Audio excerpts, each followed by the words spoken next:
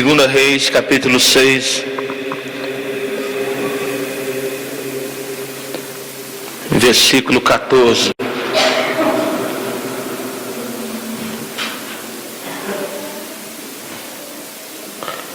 É o rei da Síria intentando contra o Israel, contra o povo de Deus, contra o profeta Eliseu.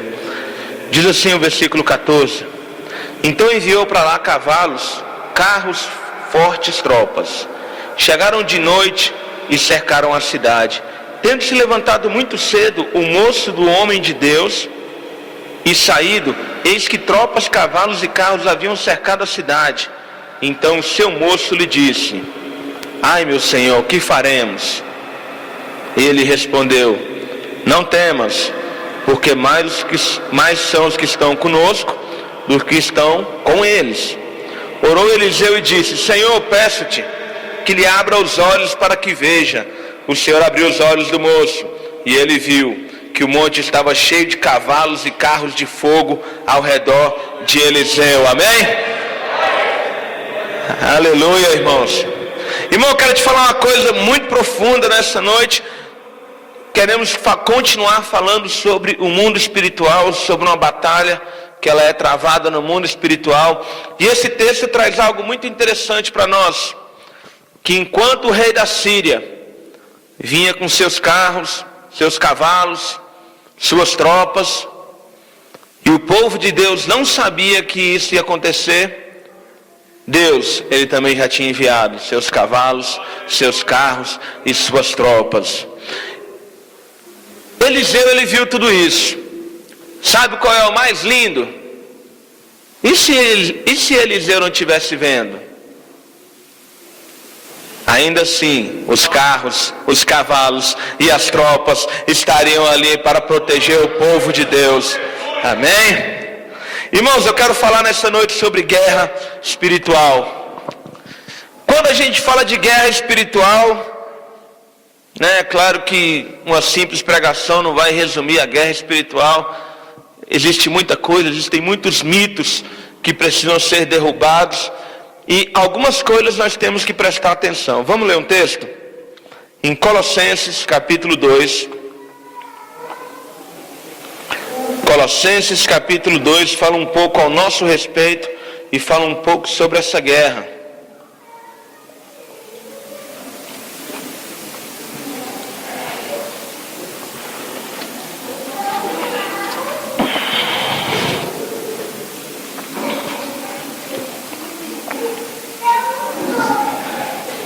Colossenses 2, vamos a partir do versículo 13. Colossenses 2, 13.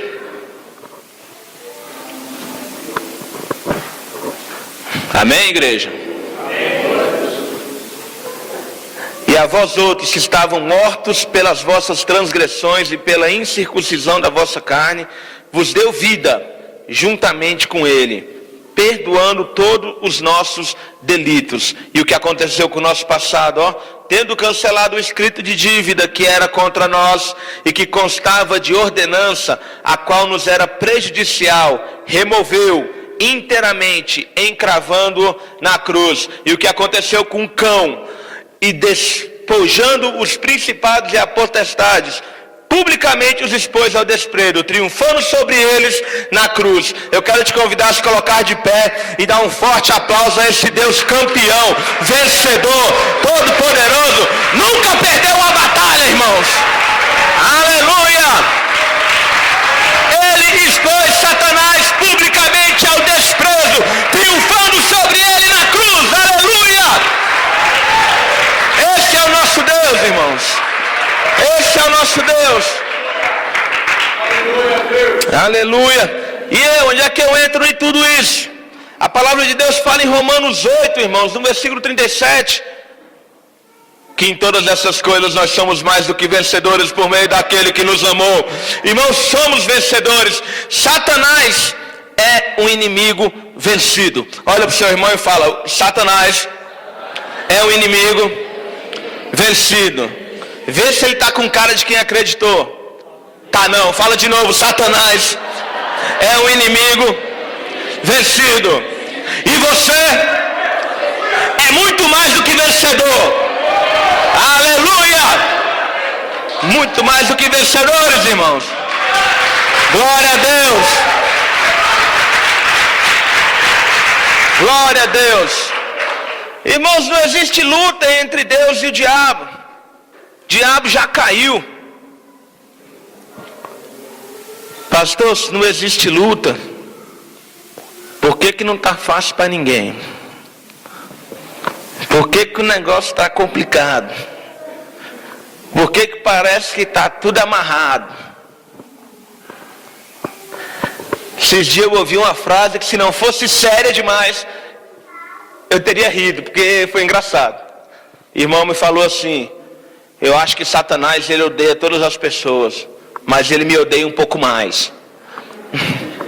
Porque essa é a sensação que nós temos quando nós passamos a enfrentar algumas situações.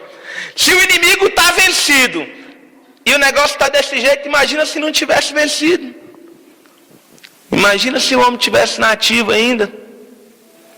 Irmãos, não existe guerra entre Deus e o diabo, mas o inimigo ainda se levanta para travar uma luta contra nós, porque ele sabe que a única forma que ele tem de atingir a Deus é atingindo você, porque o nosso Deus é perdidamente apaixonado por você, irmão. Então o inimigo sabe que, me prejudicando, ele de forma indireta, ele atinge o nosso Senhor. E aqui é que o povo de Deus erra, e erra feio. Irmãos, existe um mundo físico que todos nós enxergamos o tempo todo, e existe um mundo espiritual que nós não enxergamos, pelo menos não o tempo todo. E quer eu enxergue, quer eu não enxergue, esse mundo espiritual existe. Quer Eliseu tivesse enxergado, quer Eliseu não tivesse enxergado, os anjos estavam lá para guardar Israel. Então existe, irmão. Existe uma batalha sendo travada. E essa batalha é contra nós. Deixa eu te fazer uma pergunta que não é muito difícil. O que acontece numa batalha quando só um lado guerreia? Quem assistiu a Copa do Mundo aí? Quando só um time joga, o que acontece? Te deu 7 motivos para acreditar no mundo espiritual. Quando só um lado guerreia, irmãos, fica muito fácil. E como o povo de Deus tem caído por ignorar a batalha espiritual. Irmãos, eu quero te falar uma coisa muito séria. No momento em que o povo de Deus se levanta para a batalha, é guerra vencida. No momento que o povo de Deus se coloca para guerrear, é guerra vencida, porque nós estamos no time campeão, nós estamos do lado vencedor, irmãos. Então qual é o papel do inimigo nisso tudo? No meio dessa bagunça toda, qual é o papel do inimigo? Tirar você da batalha. Nos ocupar com outras coisas, nos levar a priorizar outras coisas, nos tirar, irmãos, do foco do mundo espiritual, fazer-nos mergulhar de tal forma no mundo físico, que mesmo tendo conhecimento aqui do mundo espiritual, nas minhas atitudes eu não estou ligando muito para o que acontece no mundo espiritual. Você quer ver uma coisa? Aí o irmão está desempregado. Eu estou desempregado. Irmão fiel, crente, uma bênção, está desempregado. Aí passa um mês, passa 2, 3, 4, 5, e o irmão está lá, né? E aí, irmão, como é que está o negócio? Está difícil, está ruim, passando necessidade. E aí, irmão? Não, mas quando Deus quiser, Ele vai abrir a porta. Tu acha que Deus está com brincadeira com a tua cara? Irmãos, é claro que Deus quer, você acha que Deus quer que você passe fome, mas é porque existe uma batalha no mundo espiritual, onde só um lado está guerreando, o outro está, na hora que Deus quiser a gente vê aí. Aí fica muito difícil, quando só um lado entra na guerra espiritual. E Satanás, ele quer tirar o nosso foco da batalha espiritual. Satanás, ele quer que nós possamos olhar para qualquer outra coisa, menos para essa guerra. Satanás quer que olhemos, primeiro, abre aí a sua Bíblia, 2 Timóteo 4. Esse texto está fresquinho na sua mente, ó. 2 Timóteo 4, versículo 9.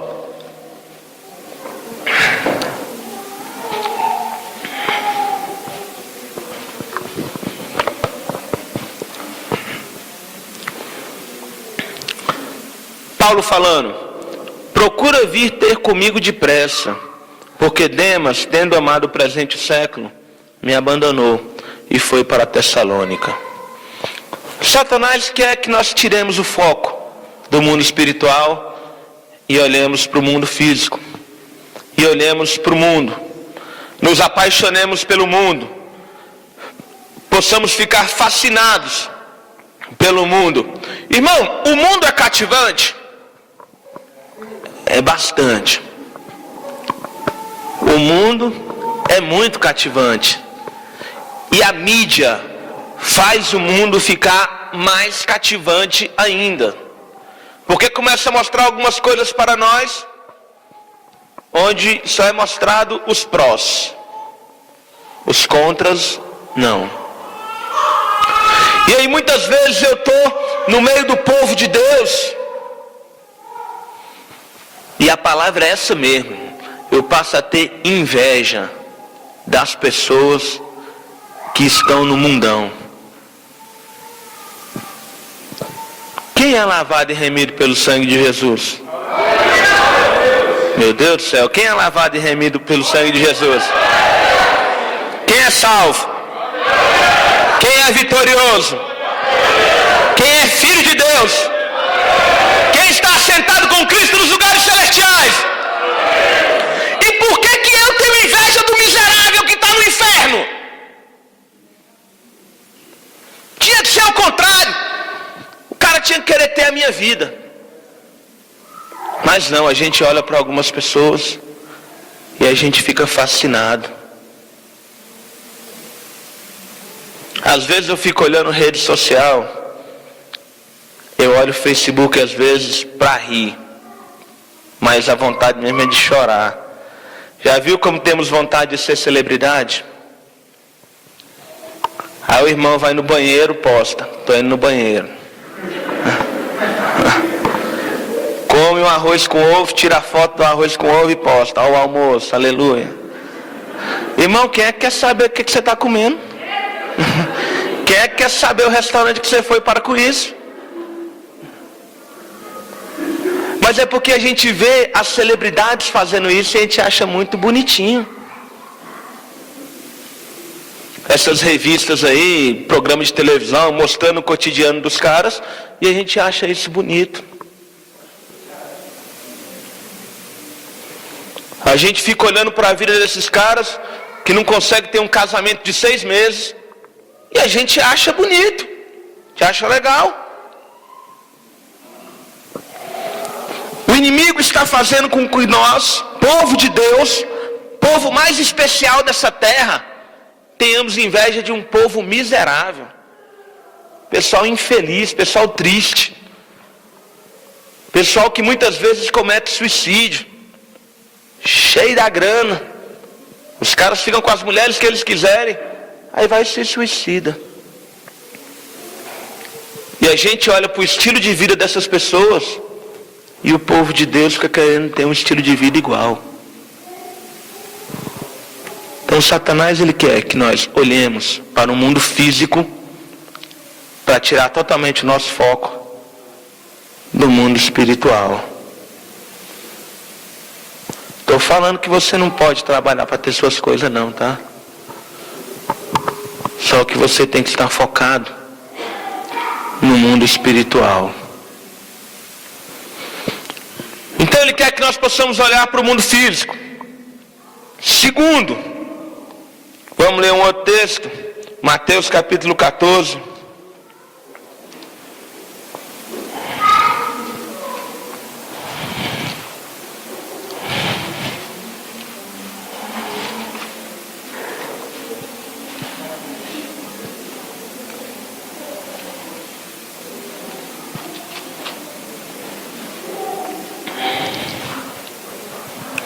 Mateus capítulo 14, versículo 22. Logo a seguir compeliu Jesus os discípulos a embarcar e passar adiante dele para o outro lado, enquanto ele despedia as multidões. E despedidas as multidões, subiu ao monte, a fim de orar sozinho. Depois a gente vai falar disso. Jesus multiplicou os pães, e depois, em vez de relaxar, ele foi orar. Depois a gente vai falar disso. Entretanto, o barco já estava longe, a muitos estágios da terra, açoitado pelas ondas, porque o vento era contrário. Na quarta vigília da noite, foi ter Jesus com eles, andando por sobre o mar. E os discípulos, ao verem andando sobre as águas, ficaram aterrados e exclamaram: é um fantasma? E tomados de medo, gritaram. Mas Jesus imediatamente lhes disse: tem bom ânimo, sou eu, não temais. Respondendo-lhe Pedro, disse: se és tu, Senhor, manda-me ir ter contigo por sobre as águas. Foi Pedro que pediu, né? E ele lhe disse: vem. E Pedro, descendo o barco, andou por sobre as águas e foi ter com Jesus. Reparando, porém, na força do vento, teve medo, e começando a submergir, gritou: salva-me, Senhor. Irmãos, imagina o Pedrão andando sobre as águas. E aí de repente ele começou a ver a tempestade, ele começou a ver o vento, ele começou a sentir medo. Satanás, ele quer que nós possamos tirar os olhos do mundo espiritual, tirar os olhos de Jesus e começar a olhar para as circunstâncias. Irmãos, se eu começar a olhar para as circunstâncias, miserável homem que sou, porque as circunstâncias, elas quase nunca são boas. Na verdade, elas são sempre ruins. Nunca está perfeito. Tem sempre alguma coisa que está ruim. O inimigo quer colocar os teus olhos nas circunstâncias. Você conhece algum crente que quando você conversa meia hora com ele, você fica deprimido? Porque é muita luta, Jesus. Você vai falar com o irmão: e aí, irmão, na benção? Passando por umas lutas aí. Não, irmão, mas Jesus é fiel. Eu sei. Olha o eu sei dele, né? Eu sei. Mas é porque está difícil.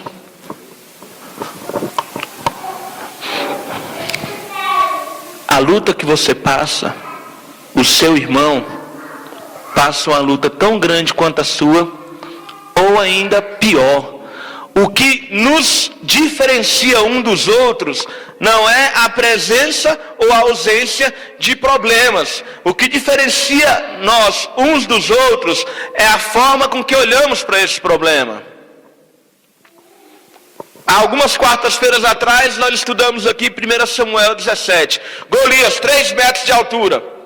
Quando Saul olhava para Golias, 3 metros de altura. Quando o povo de Israel olhava para Golias, 3 metros de altura.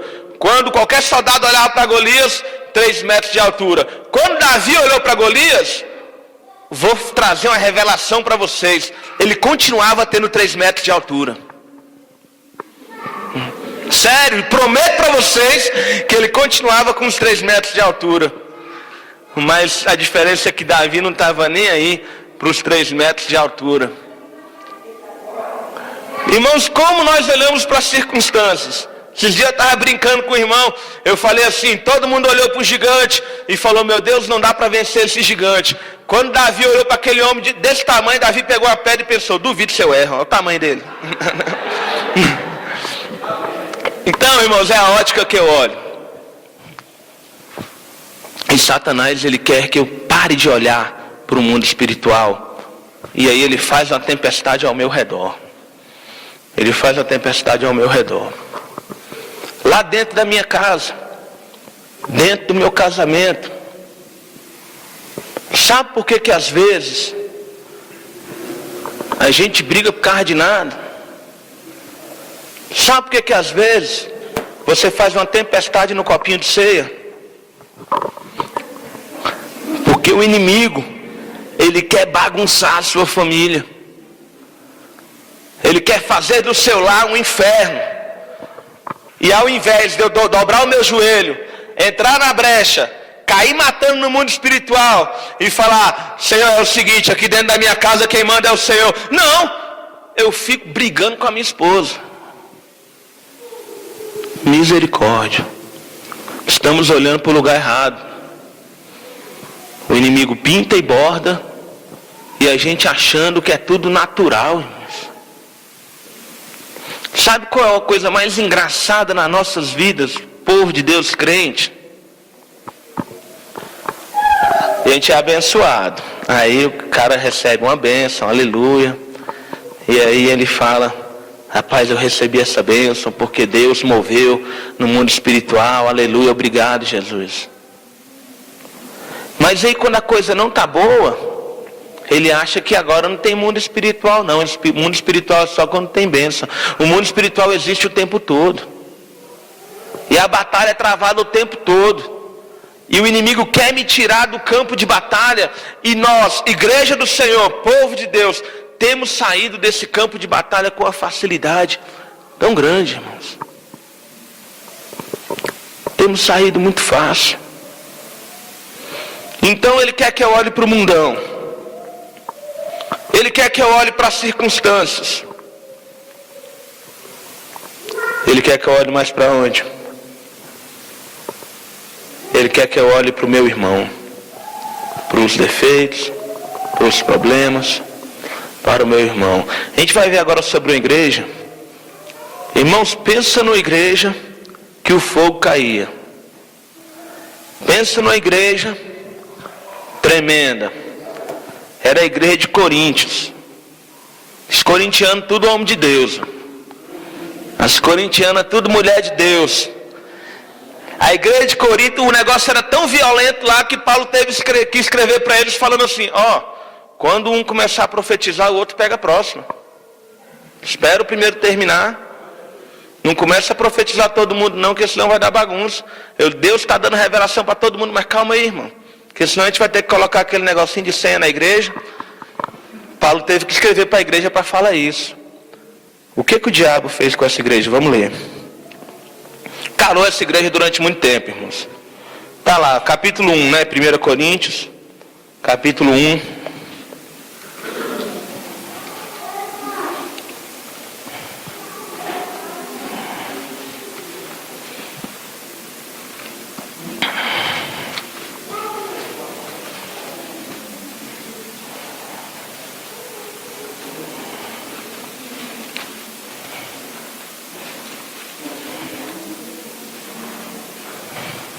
Primeira Coríntios capítulo 1.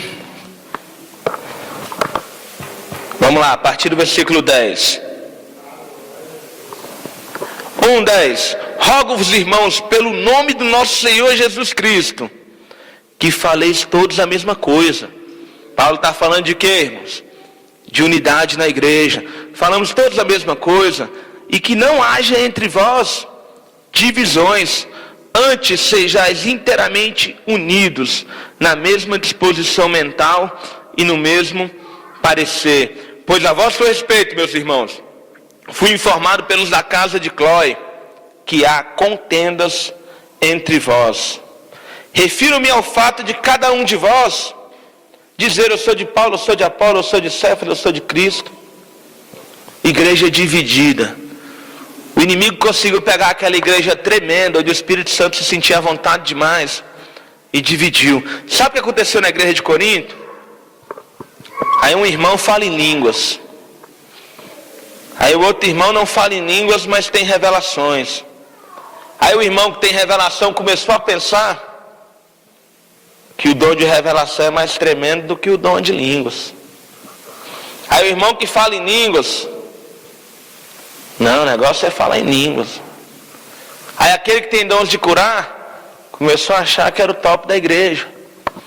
E a igreja começou a brigar, começou a bater cabeça. Um irmão começou a achar que seu ministério era mais importante do que o outro. O irmão chegou no pastor presidente e falou: ó, pastor, quero sugerir um negócio aqui para a igreja. Eu acho que tem que ter conexão 2 vezes por semana. E o encontro de casais poderia ser semestral.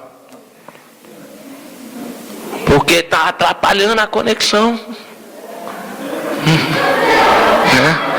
Aí o irmão do encontro de casais chega no pastor e fala: ó, pastor, é o seguinte, a conexão é uma bagunça. Eu vim aí um dia, fiquei escandalizado. Eu acho que a gente tinha que acabar com esse negócio e colocar encontro de casais todo sábado.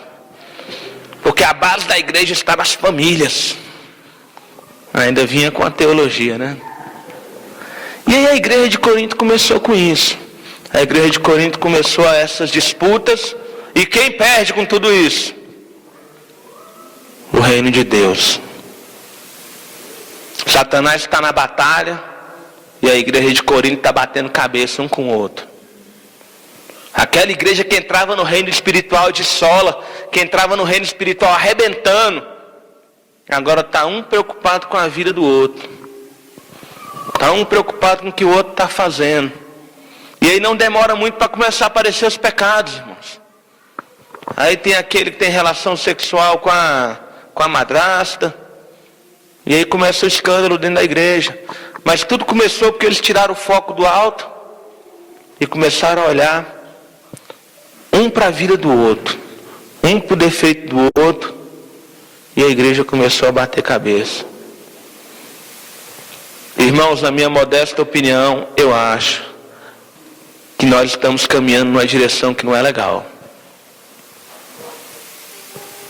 Aqui nessa igreja tem profeta, amém?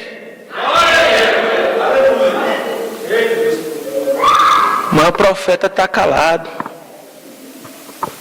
Profeta Elias, já viu o profeta Elias? Estava falando das circunstâncias, esqueci de falar do Elias. Elias lá, o fogo cai do céu, uma coisa tremenda. De repente vem a rainha lá, Jezabel, e fala: ó, eu quero que mate esse homem. Aí daqui a pouco o Elias, que ontem estava mandando cair fogo do céu, o fogo caía, está escondido numa caverna chorando. Deus chega nele e fala: o que foi, Elias? Não, que mataram todo mundo, agora só fiquei eu, e querem me matar também. Primeira vez que eu li esse texto, sem brincadeira, o que vem à minha mente foi: vira homem, Elias. Toma vergonha na tua cara, cara. Deus é contigo e Deus já te provou isso um monte de vezes. Mas está olhando para o lado, está olhando para as circunstâncias. E está olhando com o olhar mais crítico possível. Que depois que Deus restaurou a vida de Elias, ele falou: Elias, só para constar, tem mais uns 70 igual você que não se prostraram a Baal. Você que estava dizendo que está só. Então olha. 7 mil. Tinha 7. É porque esse texto não estava no script. Só para constar. Então quando olhamos para o outro, ainda tem esse problema sério. A gente olha com o olhar mais crítico possível. E começa a bagunça no meio da igreja. Irmãos, igreja de Corinto, uma igreja tremenda. Uma igreja situada na Grécia. Grécia, berço da idolatria. E a igreja ficou grande. A igreja cresceu. A igreja arrebentando com o império das trevas. De repente, durante um período, essa igreja ficou morta. Essa igreja é muito boa. Estou falando agora da comunidade evangélica Novo Tempo. Tem profeta nesse lugar. Tem homem de Deus nesse lugar. Tem mulher de Deus nesse lugar. Os dons do Espírito estão espalhados neste lugar. Mas o que a gente tem feito com tudo isso? Quando Deus ele me dá um dom, é para ser usado para a sua glória. É para ser usado para a vitória do povo de Deus. O inimigo sabe que na hora que você se colocar na presença de Deus, você vai vencer. Então ele vai fazer todo o possível para você não entrar na batalha. Todo possível. Só para vocês terem uma ideia do que acontece nas regiões celestiais quando o povo de Deus se coloca na batalha. Todo domingo agora tem um câncer sendo curado, virou rotina agora? Quando o povo de Deus se dispõe a guerrear, acontece esse tipo de coisa. Mas nós precisamos fazer isso, irmãos, com frequência. Nós precisamos fazer isso com frequência. Para a gente poder orar, vamos olhar o método de Jesus. O método de Jesus é tremendo. Eu não sei por que nós, igreja, Jesus fazia de um jeito e a gente quer fazer de outro. Vamos olhar o método de Jesus. Marcos, capítulo 1.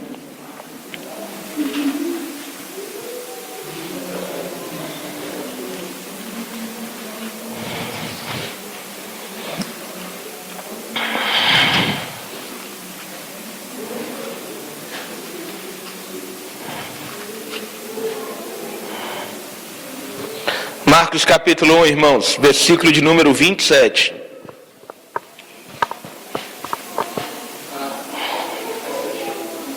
Ao dia de Jesus.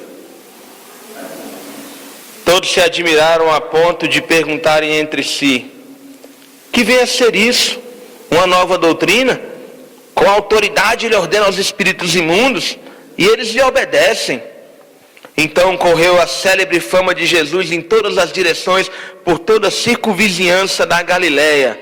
E saindo eles da sinagoga, foram com Tiago e João diretamente para a casa de Simão e André. E a sogra de Simão achava-se acamada com febre, e logo lhe falaram a respeito dela. Então, aproximando-se, tomou-o pela mão, e a febre a deixou, passando ela a servi-los. À tarde, ao cair do sol, trouxeram-lhe Jesus os enfermos e endemoniados. Toda a cidade estava reunida à porta, e ele curou muitos doentes de toda sorte de enfermidade. Também expeliu muitos demônios. Não lhe permitisse que falasse, porque sabiam quem ele era. Depois da bênção toda, da glória toda, tendo se levantado alta madrugada, saiu e foi para um lugar deserto, e ali orava. Método da igreja. Vamos fazer um encontro. Vamos reúne a galera, vamos fazer um encontro. Irmão, vamos fazer um encontro, tem que ser uma glória, tem que ser uma bênção. Vamos orar, vamos consagrar. Precisa ver, pastor, o fogo cai nas reuniões. E aí, aquela bênção, aquele negócio todo. A gente vai lá, faz um encontro. Deus, ele faz maravilhas. Aí depois que a gente volta do encontro, aí os irmãos dão aquela relaxada, e aí os irmãos começam a ter sérias dificuldades espirituais. Método de Jesus: curou enfermo, expulsou demônio, fez e aconteceu. E logo depois de ter feito tudo isso, a batalha continua. Levantada a alta madrugada, Jesus saiu da cama. Descansa no céu, irmão. E Jesus se colocou a orar. Por que muitas vezes pessoas abençoadas caem? Porque querem descansar do mundo espiritual. Porque querem dar uma trégua da batalha. Mas nós temos um inimigo que não para nunca, irmãos. Nós temos um inimigo que está na batalha, que está na guerra o tempo todo. E só para fechar, se põe de pé, abre a sua Bíblia em Efésios capítulo 6.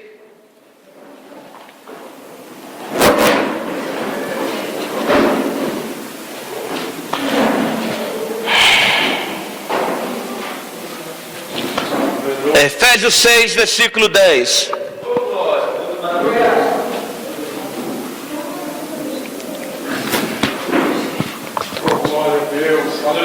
Quanto ao mais, sede fortalecidos no Senhor e na força do seu poder, amém?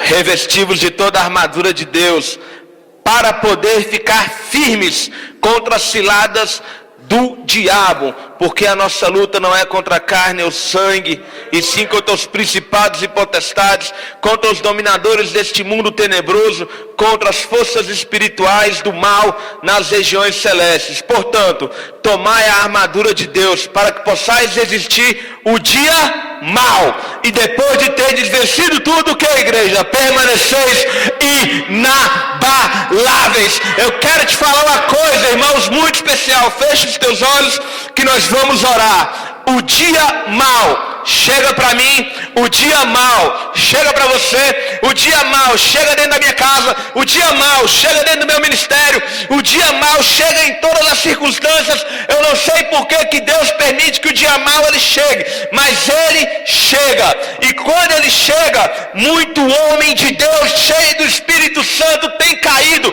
muita mulher de Deus cheia do fogo da glória do Senhor tem caído. Mas, irmãos, a palavra de Deus fala: permanecei firme, permanecei inabalável, não larga a oração de madrugada, não larga o jejum, não larga a palavra de Deus, porque quando o dia mal chegar, eu vou tirar de letra, vou